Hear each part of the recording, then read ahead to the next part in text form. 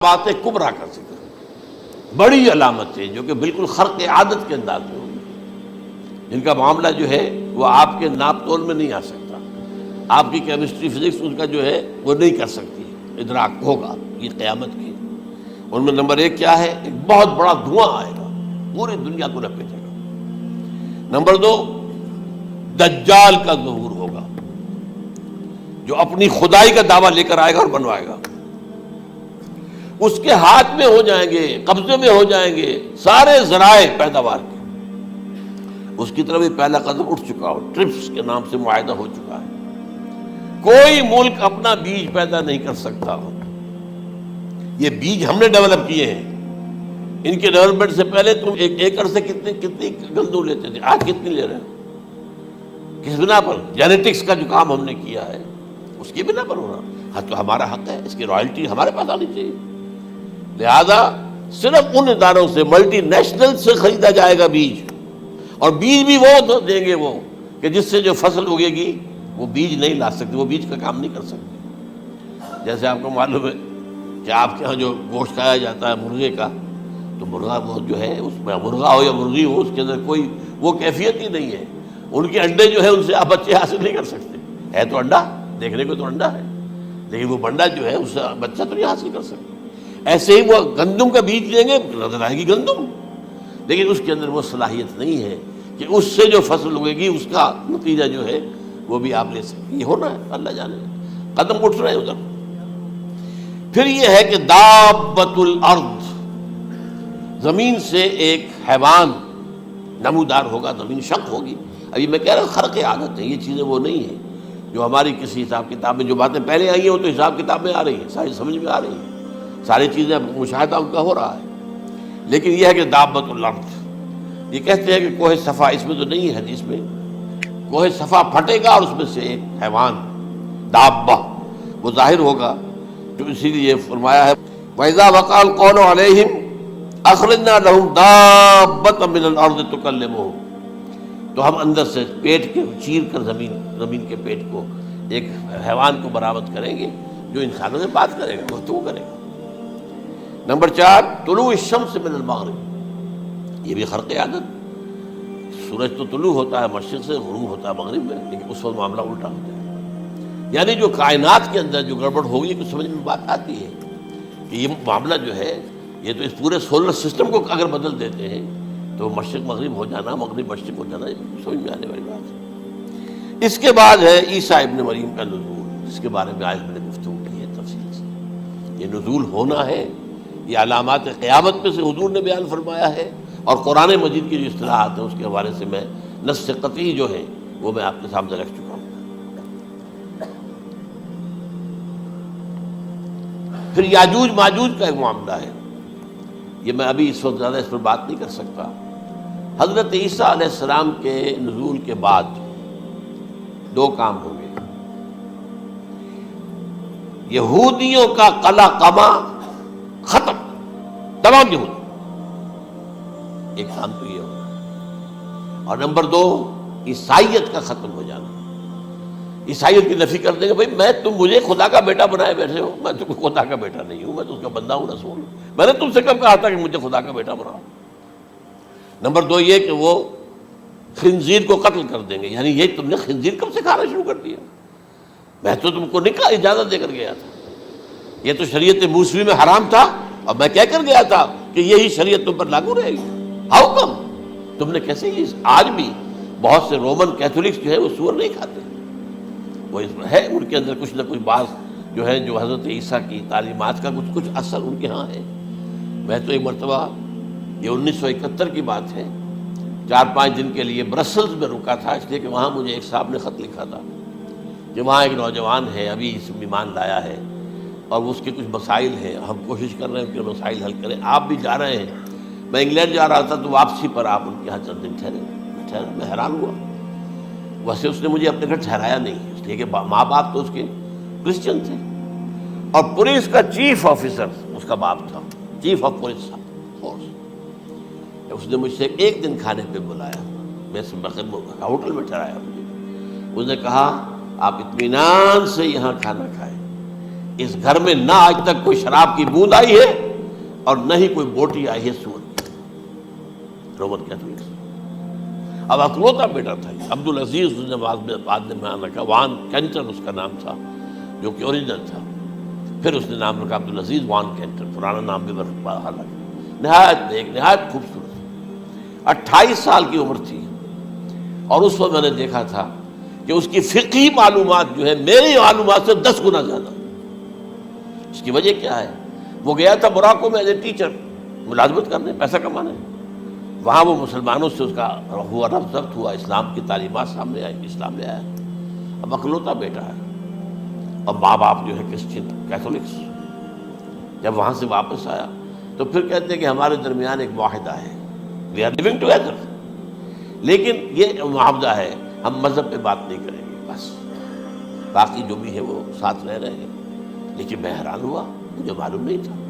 اچھا اس کے بعد اس نے جب اسلام کا فیصلہ کیا تو اس کے سامنے سوال آیا کون سی فقہ اختیار کروں. تو اس نے بڑی جو ہے تھورو اسٹڈی کی ہے تمام فقہوں کی، کمپیریٹو اسٹڈی. ان کو کرنے کے بعد پھر فائنل فیصلہ اس کا یہ تھا کہ حنبلی فقہ میں اختیار کروں. چاروں فقہوں میں سب سے لیٹسٹ حنبلی ہے، یعنی حنفی نمبر 1، پھر مالکی نمبر 2، پھر اس کے بعد شافعی نمبر 3، پھر یہ امام احمد ابن حنبل ہے. اور امام احمد ابن حنبل کے زمانے تک احادیث بہت بڑے پیمانے پر جمع ہو چکی تھی، جبکہ ابھی حضرت امام ابو حنیفہ کے زمانے میں کوئی اتنا زیادہ جو ہے حدیث کا بھی ذخیرہ نہیں بنا تھا. اسی پر تو لوگ حیران ہوتے ہیں کہ زیادہ حدیث امام ابو حنیفہ کے علم میں نہیں تھی، لیکن بجال ہے کہ ان کا کوئی فتویٰ جو ہے کتاب و حدیث کے کتاب اور سنت کے خلاف ہو. اگرچہ انہوں نے صاف کہا کہ اگر تم پاؤ کوئی ایسی سچی حدیث، پختہ حدیث جو میری کسی رائے کے خلاف ہو تو میری رائے کو دیوار پر دے مارنا اور اس صحیح حدیث کا پیروی کرنا. لیکن ویسے اس کے بعد یہ کمال یہ ہے کہ بہت ہی کوئی شاذ معاملہ ہے کہ جس میں ان کا کوئی فتویٰ وہ کتاب و سنت کے منافی ہو یا سنت کے منافی ہو. کتاب پہ تو سوال پیدا نہیں ہوتا، کتاب تو ساری ان کے سامنے موجود تھی. اس کے بعد یہ ہے کہ یاجوج ماجوج، اصل میں بتا رہا تھا آپ کو کہ جب عیسائیت بھی ختم ہو گئی، یہود ویسے ختم ہو گئے، استیصال ہو گیا، جڑ کٹ گئی. اب عیسائیت گویا کہ اسلام میں ضم ہو گئی. عیسائیت مذہب ختم، یہودی خود ختم. اب یہ طاقت کتنی ہو جائے گی؟ تقریباً 2/3 دنیا آ گئی. تمام اب عیسائی 2 ارب کے قریب ہیں، 1 ارب 90 لاکھ 90 کروڑ ہو گئے، یا مسلمان بھی 1 کروڑ 50-60 لاکھ ہیں. دونوں کو جوڑ لیجیے کتنے ہو گئے؟ 6 ارب کل آبادی ہے. لیکن اس کے بعد آتا ہے یاجوج ماجوج کا خروج.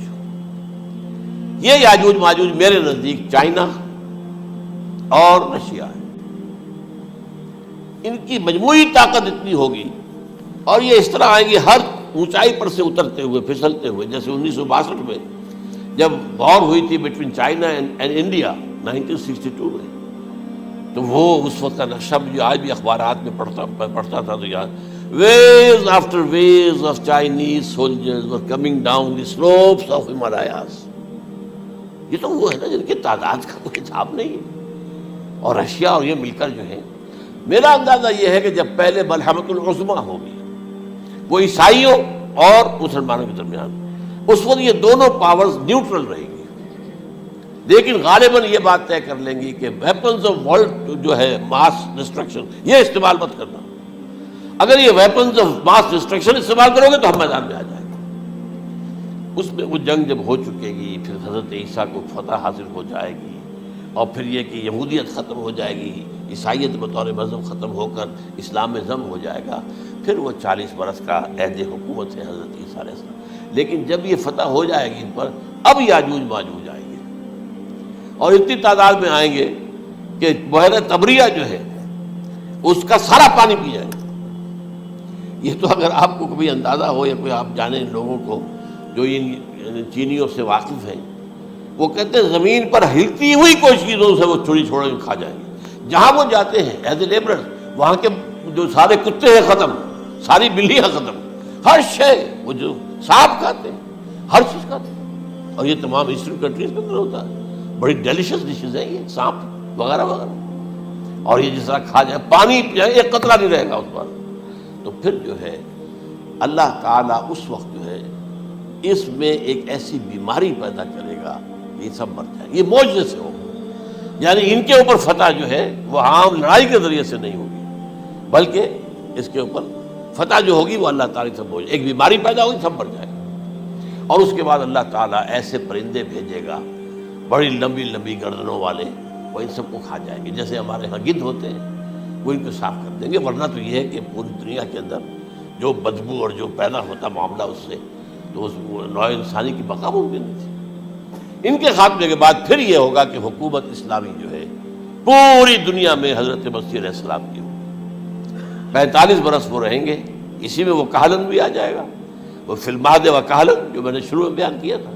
اسی میں پھر یہ ہے کہ وہ شادی بھی کریں گے، ان کی اولاد بھی ہوگی، اور پھر ان کا انتقال ہوگا تو حضرت حضور صلی اللہ علیہ وسلم کے حجرے میں، وہیں پر جہاں حضور اور ابو بکر اور عمر رضی اللہ تعالیٰ عنہ دفن ہیں، وہیں پہ ان کو دفن کیا جائے. اور قیامت کے دن حضور فرماتے ہیں کہ میں اور یہ تینوں ساتھ ہیں. تو یہ ہے حالات و واقعات. بہرحال اس میں یہ ہے کہ یہ نوٹ کر لیجئے کہ جہاں تک ہمارے ہاں آج کل کا معاملہ ہے، میرے نزدیک میں یہ کہنے پر مجبور ہوں، جو رفع و نزول مسیح کو نہیں مانتا وہ کم سے کم منکر حدیث ضرور ہے. میں اس سے کم کا فتویٰ نہیں دے سکتا. اب یہ ہے کہ جو لوگ مہدی کو نہیں مانتے ان کا معاملہ میں مختلف سمجھتا ہوں. چند منٹ لے رہا ہوں آپ کے، اور اس لیے کہ ان کی حدیثیں صحیحین میں نہیں ہیں، بخاری مسلم میں نہیں. اور یہ کہ بہرحال ان کا معاملہ جو ہے وہ ایسا نہیں ہے حضرت عیسیٰ کا. حضرت عیسیٰ کے آنے کا جو کچھ ہوگا وہ تو میں نے آپ کے سامنے بیان کر دیا. لیکن یہ ہے کہ حضرت مہدی ہمارے نزدیک اس میں خرق عادت کوئی ہے ہی نہیں. جیسے ہر صدی کے مجدد ہوتے ہیں، آخری صدی کے مجدد وہ ہوں گے، اور میرے نزدیک یہی آخری صدی ہے، اور اسی میں حضرت مہدی کا ظہور ہو جانا. سعودی عرب میں کوئی خانہ جنگی ہوگی کسی بادشاہ کے انتقال پر، اور پھر اس وقت یہ ظاہر ہوں گے. اس وقت ملک کے حالات کو سنبھالنے کے لیے لوگ ان کو زبردستی نکالیں گے، چھپے ہوئے ہوں گے ایک گھر میں.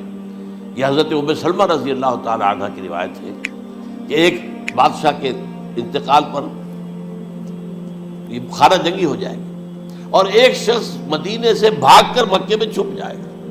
یہ تو ہے ان کے الفاظ، میں توجیہ کر رہا ہوں. یہ لوگ ان کی طرف دیکھ رہے ہوں گے کہ یہ جو وقت آیا ہے فتنے کا ہماری قوم پر، ہمارے ملک پر، تو ان کی شخصیت ایسی ہے کہ یہ بیچ میں آئیں، صلح صفائی کرائیں، اور وہ جو ہے اس ذمہ داری سے بچ کر بھاگیں گے اور جا کر مکے میں چھپ جائیں گے. پھر لوگ انہیں تلاش کر کے نکالیں گے اور زبردستی ان کے ہاتھ پر بیعت کریں گے، ورنہ وہ اتنے بڑے منصب کو. اور پھر یہ بھی ہے، ایک حدیث میں آتا ہے یصلحوا فی لیلۃ واحدہ، ایک رات میں ان کی مکمل اصلاح کر دیں گے. یعنی اگر کوئی تھوڑا بہت نقص اور عیب کوئی ہوا بھی، کوئی کمی کوتاہی ہوئی بھی، تو اللہ تعالیٰ ایک رات میں اصلاح کروا دیں گے. لیکن ہمارے نزدیک اس قدر کوئی خرق عادت ہے ہی نہیں. البتہ جو کہتے ہیں اہل تشیع، وہ خرق عادت ہے کہ ان کے 12ویں امام جو ہے وہ بچپن ہی کے اندر اس خوف سے کہ جو بنو عباس بادشاہ ہیں وہ ان کو قتل کر دیں گے، تو وہ ایک غار میں چھپا دیے گئے. اب وہ 1200 برس سے اس غار کے اندر چھپے ہوئے، اور اس کے بعد وہ ظاہر ہوں گے، وہ امام مہدی ہوں گے. اس میں خرق عادت ہے. لیکن میں یہ کہتا ہوں کہ محض خرق عادت کی بنیاد پر ہم اس کی نفی نہیں کریں گے. کیوں؟ کیا ہم یہ نہیں مانتے کہ اصحاب کہف 300 برس تک سوئے رہے؟ یہ کیا عام بات ہے؟ حضرت عزیر علیہ السلام اللہ نے انہیں موت دی، موت، اور 100 برس کے بعد زندہ کر کے اٹھا لیا. تو خرق عادت حضرت عیسیٰ کو ہم اتنا بڑا خرق عادت مانتے ہیں کہ اٹھا کر آسمان پر، تیسرے آسمان کے اوپر ہیں، موجود ہیں، اب بھی ہیں. شب معراج میں تیسرے آسمان پر حضور کی ملاقات ان سے ہوئی. تو یہ خرق عادت کی بنیاد پر نفی نہیں ہم کرتے. ہو سکتا ہے، لیکن یہ کہ اس کے لیے ہمارے پاس کوئی دلیل نہیں، کوئی احادیث نہیں، کچھ نہیں، اس لیے ہم اس کو نہیں مانتے. البتہ خود وجود جو ہے حضرت مہدی کا وہ کوئی عجیب بات نہیں ہے. وہ تو جیسے پہلے بھی آئے ہیں ہمارے مجددین، ایسے مجدد ہوں گے اور دین کو تازہ کر دیں گے. ایک صحیح اسلامی ریاست جو ہے وہ عرب میں قائم ہو جائے گی دوبارہ. حضور نے فرمایا وہ عدل اور انصاف سے عرب کو اسی طرح بھر دے گا جیسے کہ وہ اس سے پہلے ظلم اور جور اور زیادتیوں کے سے بھری ہوئی ہوگی. تو یہ کام ہوگا، یہ تو مجدد کا کام ہوتا ہی ہے اس حوالے سے. لیکن بہرحال میں نے پھر بھی کہا کہ اگر احادیث کی کمزوری کی وجہ سے کہ صحیح عین میں نہیں ہے، اگر کوئی شخص انکار کرے تو مجھے کوئی اعتراض نہیں ہے، ٹھیک ہے، لیکن جو حضرت عیسیٰ کے نفع سماوی اور حضرت عیسیٰ کے نزول کا انکار کرتا ہے وہ کم سے کم، میں انہیں اور آگے کوئی فتویٰ نہیں دیتا کہ وہ کافر ہو گیا یا یہ ہو گیا یا وہ ہو گیا، لیکن منکر حدیث کے لائن میں تو وہ لازماً کھڑے ہو گئے۔